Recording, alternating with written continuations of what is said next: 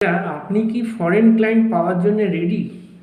আপনি কি ফাইবার আপওয়ার্কের প্রোফাইলটা ঠিকমতো বানিয়েছেন? আপনি কি ফরেন ইংলিশ পড়ে বুঝতে পারেন? যেমন আমি আমার একটা ব্যক্তিগত অভিজ্ঞতা বলছি। আমরা যেমন বলি ও মাই গড, তো ইউএসএর লোকেরা বলে ও মাই গশ, GOSH। ঠিক আছে? তারপরে ধরুন আপনি কি মানে ইংলিশে যা কেউ যদি কিছু বলে ইংলিশে সেটা পড়ে শুনে বুঝতে পারেন, ফরেন ইংলিশ বুঝতে পারেন? কারণ ইন্ডিয়ান ইংলিশ আর ফরেন ইংলিশ কিন্তু আলাদা। ঠিক আছে? আর আপনার যে স্কিল আছে সেটা কি আন্তর্জাতিক মানের? যেমন আমরা যারা ওয়েবসাইট ডেভেলপমেন্ট নিয়ে কাজ করি, আমরা তো বেসিক কতগুলো স্টেপ করি, লেআউট ডিজাইন বা যেগুলো আছে। তা এছাড়াও যেমন মুড বোর্ড বলে একটা জিনিস হয়, আমরা ওয়েবসাইট যখন বানাই ফরেন ক্লায়েন্টদের জন্য কিন্তু মুড বোর্ডটাও আমাদের বানাতে হয়।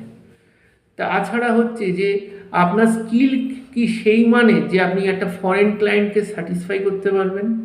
এই প্রশ্নগুলোর উত্তর আগে আপনি নিজে খুঁজে বার করুন।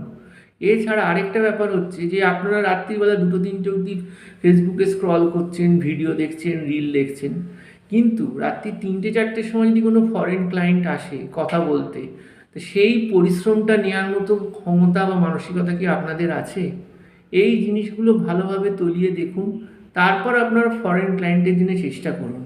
কারণ ফ্রিল্যান্সিং করে ডলার ইনকাম করব, এটা একটা খুব ভালো স্বপ্ন, কিন্তু এই স্বপ্নের পেছনে কিন্তু ভীষণ কয়েকটা রূঢ় বাস্তব আছে। সেই জিনিসগুলো বুঝে তবেই কিন্তু আপনারা ফরেন ক্লায়েন্ট পাওয়ার জন্য চেষ্টা করুন।